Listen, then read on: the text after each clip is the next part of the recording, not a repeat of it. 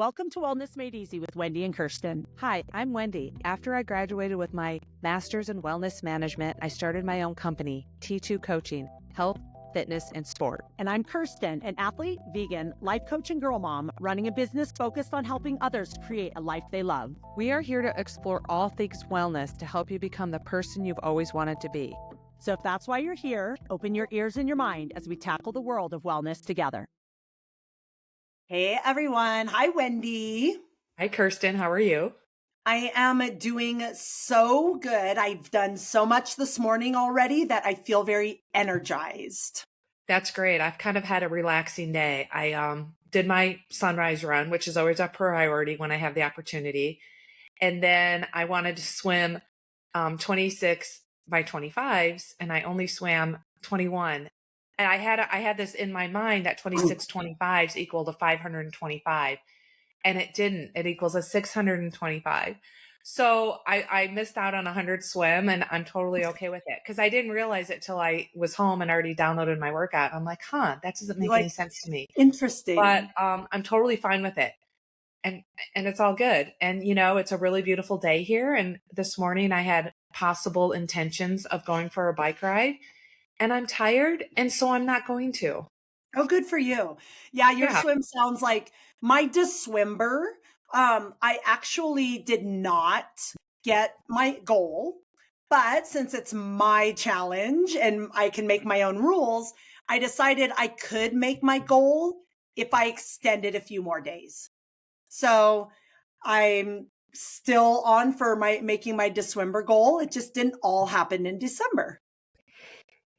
That's awesome because on top of that, on what you just said, on New Year's Eve and New Year's Day, very last minute, because I only scheduled this for one athlete, and I'm like, why not schedule it for all the athletes I coach?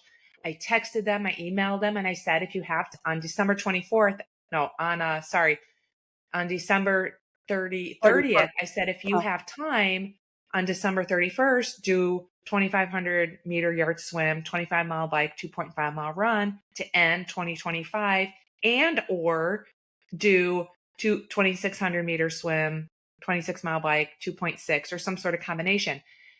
And it was a very last minute thing to do. And I ended up doing the 25, 25, 25, the last day of 2025. And some athletes, I'm surprised, probably 3/4 of the athletes I coach took me up on that opportunity.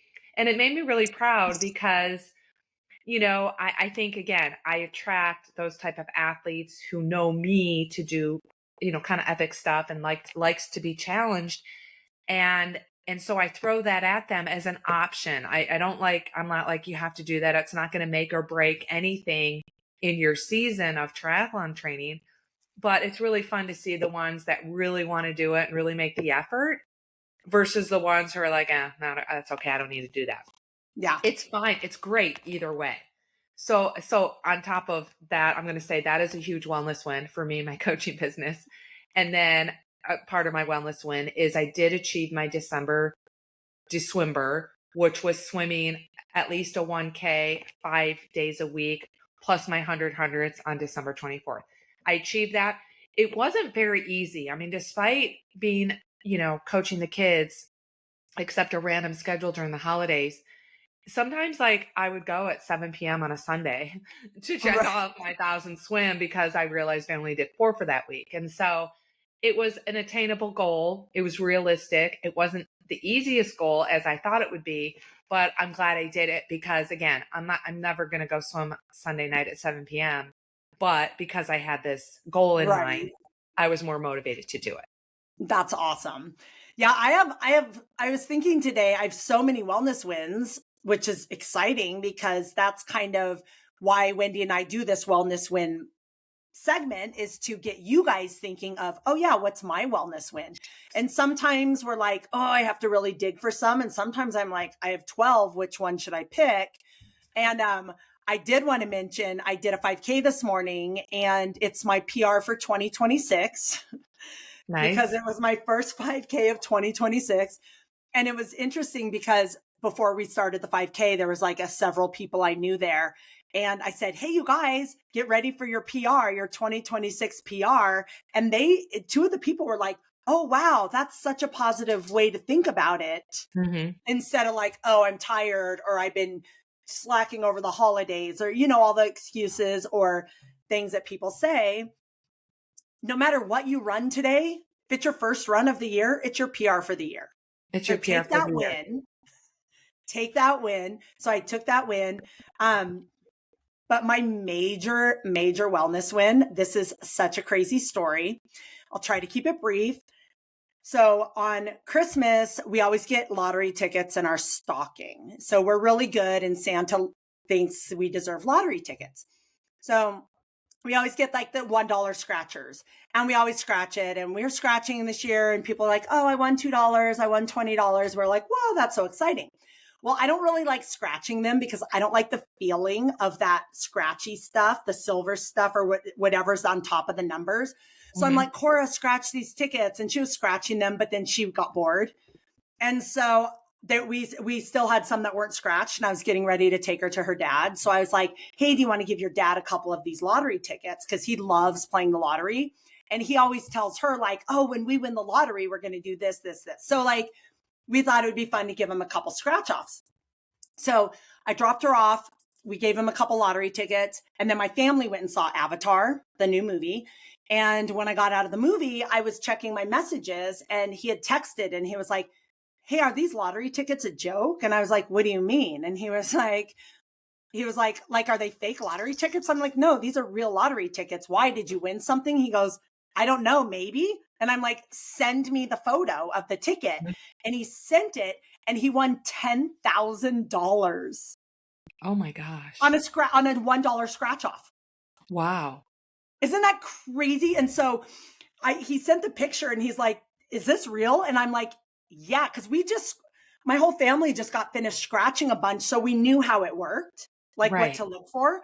And I was like, yeah. And so I like called him right away, and I was like, holy crap, dude, you totally won $10,000. And he was like, what do we do? I'm like, I don't know. Let me check. So we Googled it, and we decided to split it.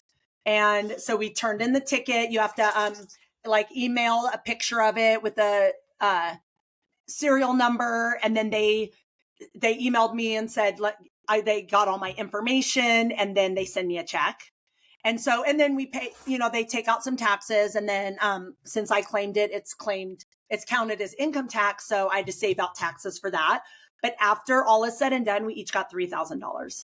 Wow. Awesome. Isn't that amazing? And what's the cool part about it is my whole kind of big goal this year was the last few years I've been really loosey-goosey on my finances, which is fine. I haven't, like, I have a bunch of credit card debt, and I have my car debt. But I was always like, if there's money, I can do the things I want to do. If there's money, I can buy the things I want to buy. And I haven't really kept a budget or kept track. Mm-hmm. And then all of a sudden at the end of last year, my credit card was maxed out, and I'm like, wow, that happened really quickly. And so I was like, you know what? Like, I want to be more aware. And I've started several times over the last couple of years doing a budget. And then I don't make time for it. Mm-hmm. And I'm like, you know what? This year, I really want to focus on money, getting out of debt again, because I've been debt free before in the past, and just getting that under control. And so this was like a great way to start the year of getting my finances back in order. Mm-hmm. Isn't that so cool? So what are you going to do with that $3,000? So Cora and I, for spring break, we're planning on going to California. Mm-hmm. And she wants to go to Disneyland and Legoland, and we're driving out for the whole spring break, and I'm doing the Oceanside race at the end. So we were going to take that trip anyway. I just didn't know how I was going to pay for it. I was just going to do what I always do and find a way to get the tickets to Disneyland and stuff. So yeah, it's all paid for now. Oh, yay. That makes me so happy. I know. So yeah, I was like, oh my gosh, this is perfect. $3,000. That's about how much the trip would cost. Uh-huh. And so I'm just going to save it all and use it for our trip to California for spring break. That's so cool. I know. Isn't that so cool? It's pretty as you're telling me this story, I know Matt, Cora's dad, but I have this visual of Rick in my mind. For some reason, I'm visualizing Rick winning the lottery. this money, because I know Rick more. I know him Yeah. more. I've known him longer. So either way, that's cool. Congratulations I to know. both of you. Yes, it was just crazy. It was like, what are the odds, first of all, like to win $10,000 on a $1 scratcher? I think the Right. odds are really slim, and it was just really cool. And we were like, oh my God, it was a whirlwind of crazy, but it was exciting. So that's 100% a wellness win, because I'm Yeah. putting out there that I want to be more responsible with my money and take care of things. And I got a good head start. Yeah. Yay. So Wendy and I wanted to kind of give you guys some very simple challenges to start your year off right. People talk about, and we talked about this last week on the podcast, on our New Year's podcast, goals, resolutions, making changes, intentions, but sometimes that's really overwhelming. And I know if I have too big of a goal, like cleaning my whole house, I'm not even going to start, because that's way too overwhelming.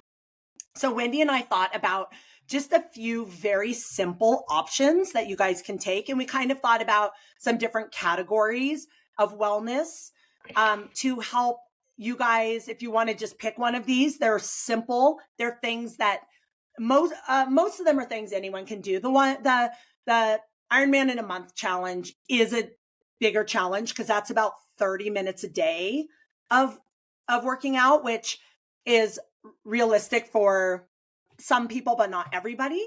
But the other ones are all really simple and realistic. So we just wanted to give you guys some very simple things to start with. So Wendy, do you want to talk about the Ironman distance in a month? Yeah. So you kind of just jumped in there. No one knows about it because we haven't talked about it yet. Yeah.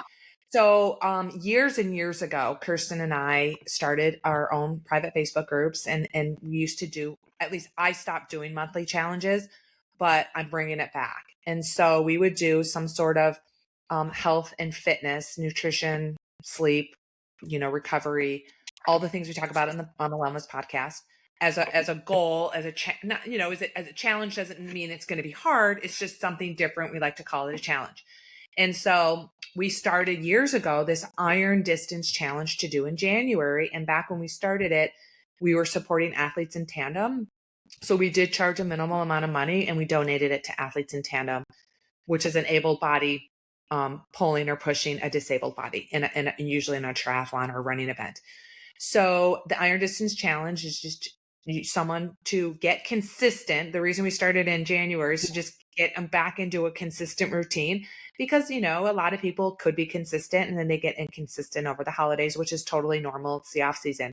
So you want to accumulate 2.4 mile swim, 112 mile bike, followed by 26.2 miles of running within the month. And some people, like for me, I'm a runner right now, so I'm going to accumulate more than 26.2 miles of running, but I'm good with only doing 112 miles of cycling. That's going to be a challenge for me because I have not been riding hardly at all. And I usually don't ride this time of year. I usually wait till the summer.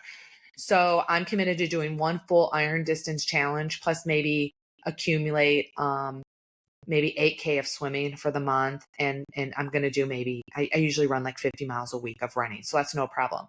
So it's up to you. It's your challenge. We have an event page on Facebook, and my goal is to kind of provide motivational tips, more wellness tips in my private Facebook group, as well as Kirsten's group, to keep people motivated and to keep them going, and just to help them achieve their goal of doing one iron distance challenge a month.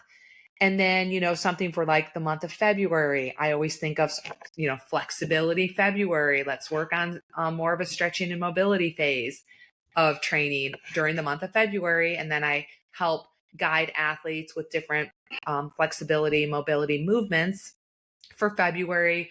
March is National Nutrition Month. So I always, even though I've stopped doing monthly challenges, I've always stuck to my March nutrition challenge, 5 fruits and veggies a day, et cetera, et cetera. So a couple things before we lose this. I want to mention with that iron distance in 1 month, I would say on average, if you're just like starting back working out, and an Ironman distance triathlon might take you like 15 hours. And so that's why I was like, if you divide that by 30 days, that's about 30 minutes of workouts a day. So if you are you're wanting to attempt this, I would schedule out for the average person about 30 minutes a day of either swimming, biking, or running. So just so you guys can plan for that. Right. And if you think about it, a mile of running a day takes roughly 26 days to run a marathon. So if you committed to running a mile a day, you're going to check off your marathon distance.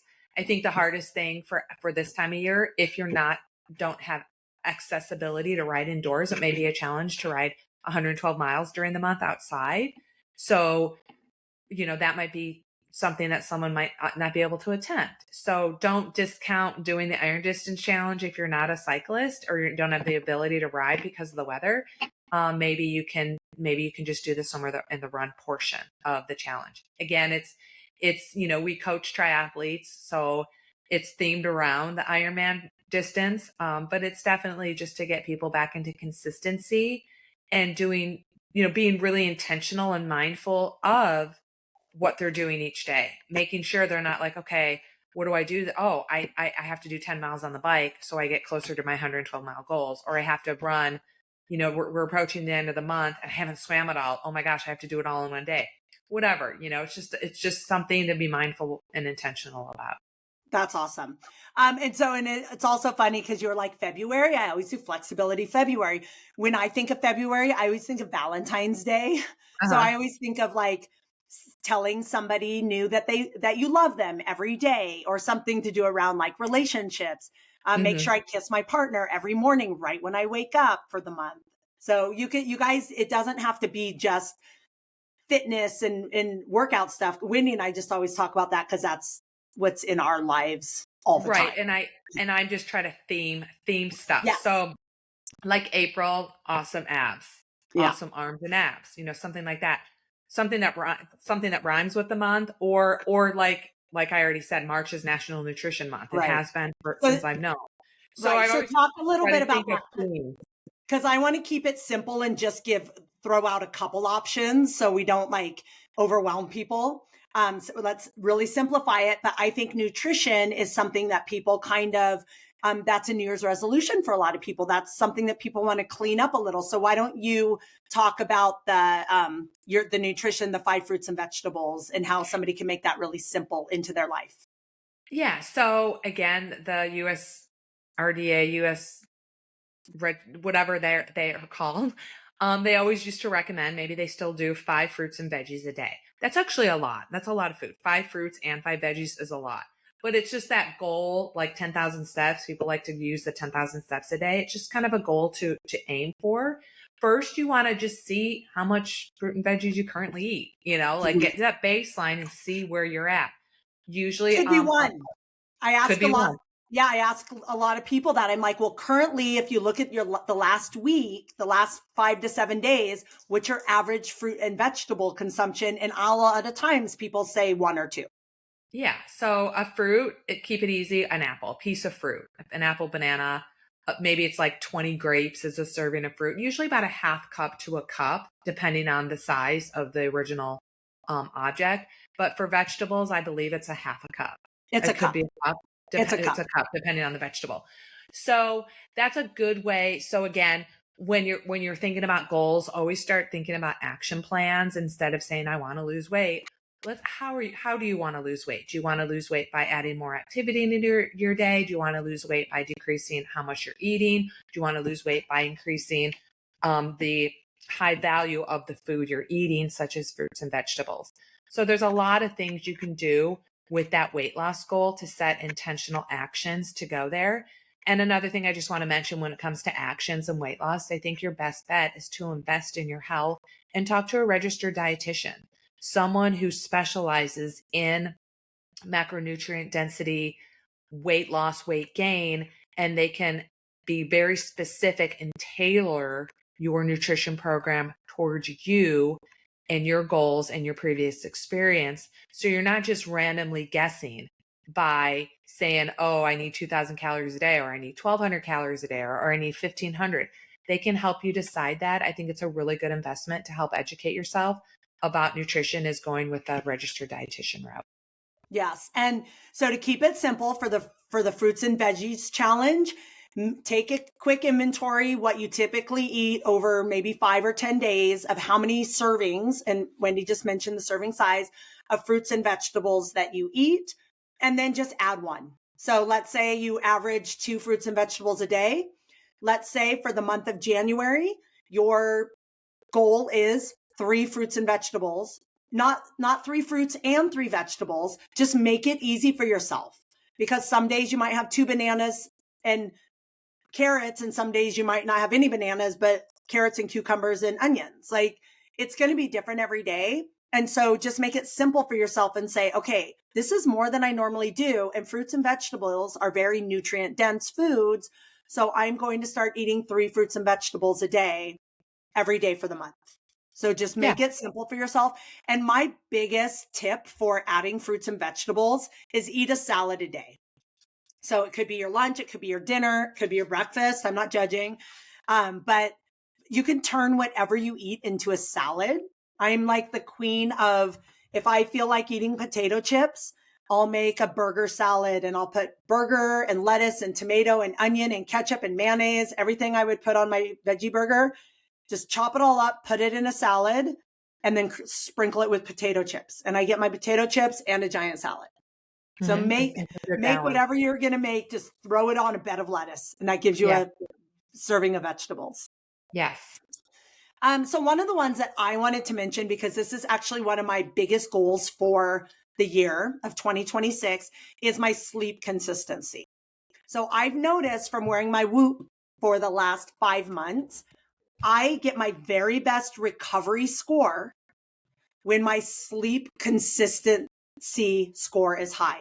And that, we've talked about that. We've had a couple episodes about sleep, but that just means you're going to bed and waking up at the same time.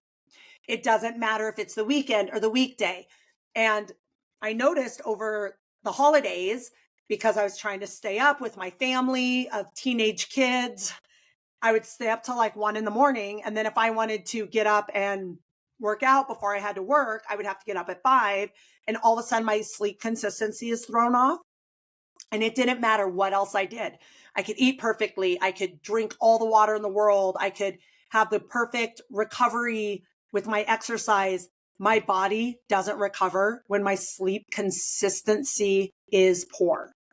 So that's what, that's something that you have control over, because you can decide what time you go to sleep, and you can decide what time you wake up. And just because it's the weekend and you don't have to get up early, it's going to throw your body out of whack if you stay up till midnight and get up at 9, when you're usually going to bed at 9 and getting up at 5. Yeah. So we have a whole episode on sleep hygiene. And I just know, like, since we have fallen back with the time change a few months ago, my body is still on that, sleep schedule where instead of starting to get tired at 9, I get tired at 8. Like, I have such good sleep hygiene. Even over the holidays, I was getting tired early, but I was still waking up between 4 and 5 in the morning.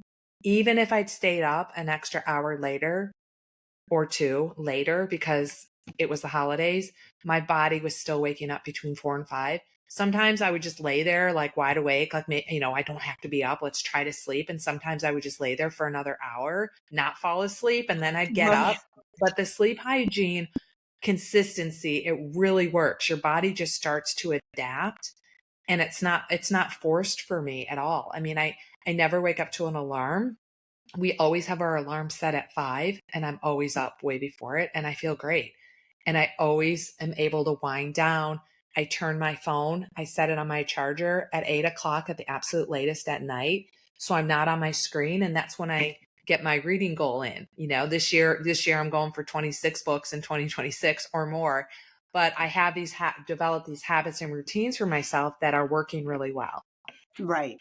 And good sleep hygiene, we've talked about this several times, but that sleep consistency is really important for longevity and overall health and wellness. And that's why we mention it so much, because some of you guys listening don't care if you lose weight or win a race or, anything like that. But I think the majority of people listening to a podcast called Wellness Made Easy we are interested in extending our lives and living healthy, fulfilling lives where we're able to do all the things we want to do for as long as we want to do them.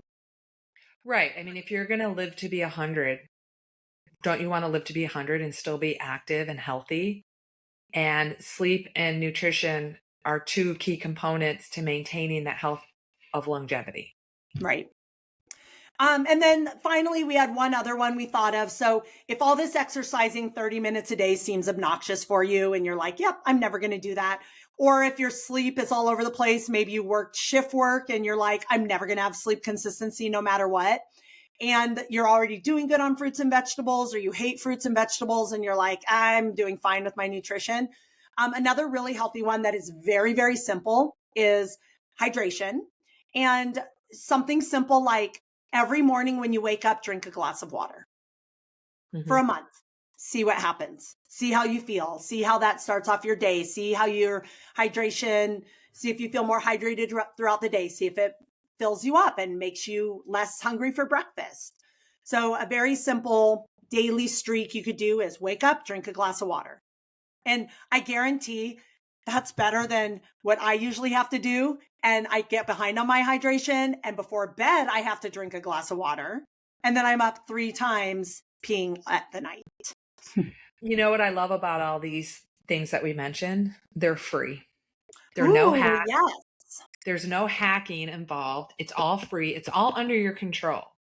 You know, like even someone who doesn't want to bother with nutrition, you can if you want to. If someone doesn't want to bother with changing their sleep habits, or their sleep habits are controlled by shift work, you still have that mindfulness and that option to change things based on your shift work. And then drinking a glass of water, you can prepare it the night before. So it's even easier for you if you prepare it the night before. But it's just really being mindful and intentional, and all this stuff is free. Free recovery, free health. And if you guys are like, all of this sounds ridiculous, you probably have someone in your life that said to you, I wish I ate better. I wish I'm so bad at drinking water. I want to start a workout program. And you can offer these suggestions to other people as well, even if you don't want to take them for yourself. Mm-hmm. And even if you don't want to take them for yourself, maybe the word challenge and maybe the word commitment for 30 days, maybe that'll motivate you. And, you know, they say it takes 21 days to create a habit. So even if you're not interested in any of these habits we're talking about, maybe the word commitment and challenge sparks something in you to just give it a try. Yeah, I love that. So I had a listener question, and we also had listener feedback that we want to share because we're really proud of it. But I had somebody ask me, what's the big deal about peptides? Why are they all the rage? Do I need to be taking them? And then she asked me if I take peptides. And I don't take peptides. I don't know a lot about peptides. I hear it as a buzzword. Like, I know that there are injections that help you lose weight that a lot of the celebrities are doing. And there's also peptides that help with sleeping or appetite control or hormone stuff. So what I told her, and this is what I would share, and then Wendy, if you want to add anything, is there's a lot of things throughout the years that are buzzwords or popular or all the rage in the health department. Like, health is a billions and billions and billions dollar category. Like, the industry of health and wellness is a huge, huge moneymaker. So they're always taking something that either occurs in our body naturally or helps our body, because peptides help with longevity. They help with like looking younger, feeling younger. But then they kind of blow it out of control. And then they're adding peptides to everything. And some of these peptides are studied and some of them are not. There's not just one, it's not just one type of peptides. There's many, many types of peptides. And some of them are effective in certain things for certain people, and some of them aren't. There's some are USDA approved, and some are not. So there's a lot of discrepancy. Not many are studied long-term for any long-term permanent health benefits. But what I would say about peptides or any other thing that you hear, and especially in January, you guys are going to hear all this amazing stuff that's going to change your life and make you more beautiful and skinnier and happier and healthier and more energetic with a pill or a cream or an injection. Anything that they put out there that can help with this could be icing on the cake.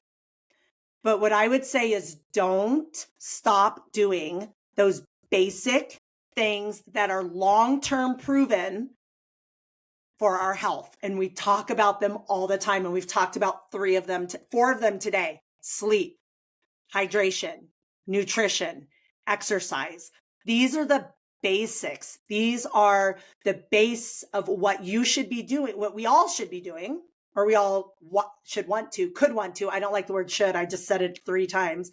But this is how we create that healthy, wellness, fulfilling longevity. This is how we create it, not taking the hot new product and taking the pill every day or getting injections in hope that that's going to make life easier.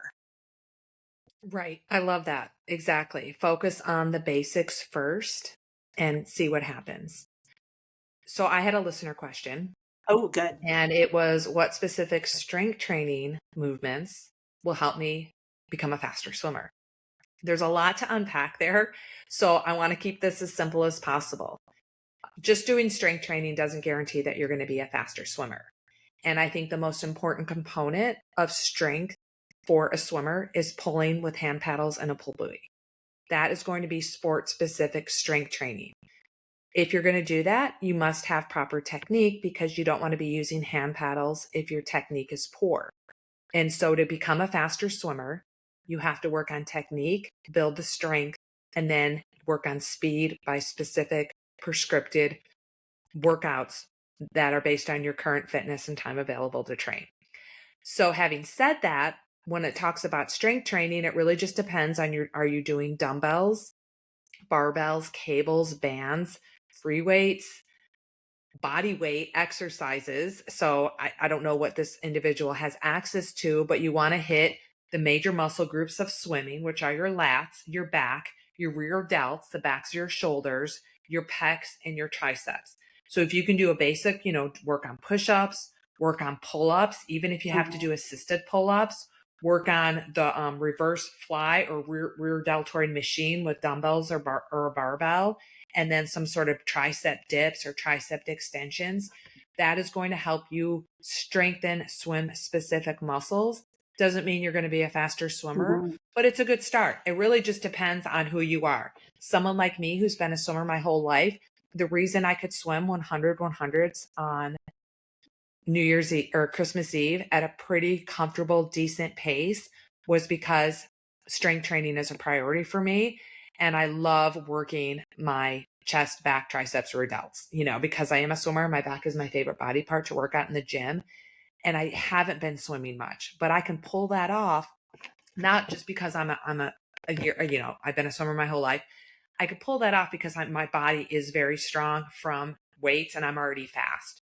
So there's just a lot of ways to get faster, but I would start with pulling with paddles first.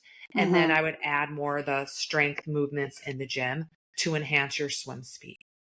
Yes. And I just want to reiterate that although all those major muscle groups that Wendy pointed out will help your swim, if you don't know how to recruit those muscles in your stroke, they're not going to help your swim.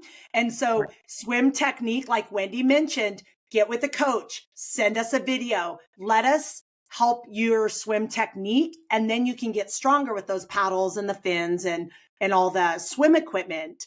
Because I know Wendy's the same. I've taught people to swim who are men straight out of the gym, who are built to the nines, like huge lats, huge shoulders, like they are buffer than buff, and they can't even pull themselves forward with a stroke. And they can't swim more than a 25 without being breathless. No. So we did a whole episode on swimming. So I don't know what episode that, wasn't prepared for that episode. It was like a month ago. So it was we recent. have a Wellness Made Easy with Wendy and Kirsten episode just on swimming. And we talk about specific drills that are the basic drills that experienced as well as beginner swimmers should do. Yeah. So check that out for sure. Wendy, do you want to share? We got a really great shout out on social media that we are really proud of. And Yes. so So if you guys are listening, we love comments, we love questions, we love suggestions, we love knowing that you're listening. We can check our statistics on Spotify and be like, oh, awesome. You know, this number of people listen to our podcast, but we want to hear from you and what you're getting out of it. Cause that's why Wendy and I love doing this podcast, is for what Wendy's about to read, for the comments and knowing that we helped somebody in some way. right. So this is from Sherilyn. She starts out with still here. Not because it's easy, not because I'm chasing a podium, not because I never doubt myself. I'm still here because movement saved me, because triathlon gave me something to hold on to when life felt heavy, because showing up again and again reminds me of who I am. Some days it's strong miles, some days it's just lacing up. Both count. This is my why for 2026. Still here, always choosing to show up. After listening to the Wellness Made Easy podcast holiday episode, it inspired me to come up with a word of the year for 2026. Mine has two, but who's counting? Still here for me honors resilience, showing up through setbacks, and choosing not to quit physically and emotionally. Here, how to show up. Still training when motivation fades, still racing when it's uncomfortable, still believing in myself, still consistent and putting in the work, still here and choosing to be. I love that. Love it. I love every single word of that. Yes, for sure. So thank you for shouting us out. And Wendy, thank you for sharing that with us. Yes, I get goosebumps when I read it. I love it. Me too. And I have something amazing to share too. So Wendy and I both know this athlete, Karen Weatherby, and we met her before she ever started doing triathlon, and she's still here in Colorado doing races. And I saw her this morning at the 5K. And she came up to me and she's like, I was going through old stuff, because her and I were always like, what year did we meet? What year did we meet? And we couldn't remember. But Wendy and I we used to do some triathlon camps for beginners, and Karen attended one of our camps as a very newbie. She had never done a triathlon, and she's still doing triathlon as well. And so she was cleaning up some stuff and organizing in her house, and she found the brochure that we put out with our camp, and it was 2004. Nice. So she took a picture of it and showed me, and I'm like, yes. So shout out to Karen, who's been a longtime client since 2004. Fun. That is so much I know, fun. isn't that awesome? Like that. So much memory, so many memories. That's 22 years ago. Mm-hmm. Isn't that so we cool? We did our first camp together. I know. Awesome. And here we are again. So what are you most excited about coming up for this upcoming week? Well, 'tis the season for swim meets to kick back in. And I think I have a swim meet. I have two in January, possibly 3 in February, and then possibly 2 more in March. And so I'm just looking forward to my kids, racing strong. How my athletes do are usually just a reflection of my coaching. And so that's one thing I'm looking forward to, because I haven't had a swim meet in over a month. So those are always kind of fun and different. I get to travel to Athens, Georgia for a meet. And then the championship season is in February. So I may get to go to Columbus, Georgia, which I've never been to. I was born there. You were? I was born in Columbus, Georgia. Oh, wow. I didn't know that. At Fort Benning Army Base. Yeah. So I kind of like, I never used to like going to these faraway meets, but I kind of like them. I enjoy them. It's a new place for me to explore and go running between prelims and finals and stuff like that. So that's always fun. But other than that, just kind of plugging away into the new year. Yeah, me too. I love the new year. We always talk about how much I love the new year. But I've had so the kids were out of school for 2.5 weeks, which including weekends was 20 days. Mm-hmm. Kids were out of school for 20 days. So my schedule was crazy, because here I am trying to maintain what I always do, hang out with the family more, and I didn't even have the days to get things done. So what I'm excited about is this weekend, I have a pretty empty open weekend. And one of the things I did right before the new year was I made a list of just things I want to get done. Like little, like update my website, like just little things that are always put on the back burner. And my list ended up being 4 pages long. And I'm excited. I don't have I'm not giving myself a time limit. I'm not shaming myself for not getting enough done. But each day, I just want to kind of flip through and find 1 or 2 things that I can check off. Nice. And again, there's no minimum. I'm not like, I have to do 6 things a day. Like I usually put all that pressure on myself. But since my word this year is allow, I'm just allowing myself to, when I have some time, which I will this weekend, and we have fun things planned. We'll go roller skating. We've been swimming lately a lot. Cora and I have been going to the pool more, but there's enough time for me to allow myself to work on my list a little bit. And I'm excited about that. And do simple better. Yes. My words of 2026. I really like it. I always give myself the opportunity to change it when we talk about it at the end of the year. But it's definitely, I heard it from a famous coach named Steve Magnus. I forgot where I heard it from, but he's the one that said it. And so I'm not going to take credit for that phrase, but definitely simplicity. It's part of my coaching business, health, fitness, and sport. You have to be healthy to develop fitness, to perform in your sport. And then just the simple things we just talked about, it has everything to do with our podcast. So I think it's just a word I've always lived by, but more importantly, the last few years for sure. And so I'm going to use it more in 2026. I love it. All right. Any final words? No, just, relax. Don't get overwhelmed by the new year. I think someone like I used to be overwhelmed by the new year and I'm not anymore. I mean, New Year's Day was probably one of the most relaxing days I've had in a long time. Right. When it used to be filled with swimming for 5, 6, 7 hours. A 5K. Remember when we used to do our challenges? And the New Year's Day 5K we used to do. So I'm just more chilled out. And was a great start to my New Year's Day, was being a little bit more relaxed, allow my body to recover when it needed it.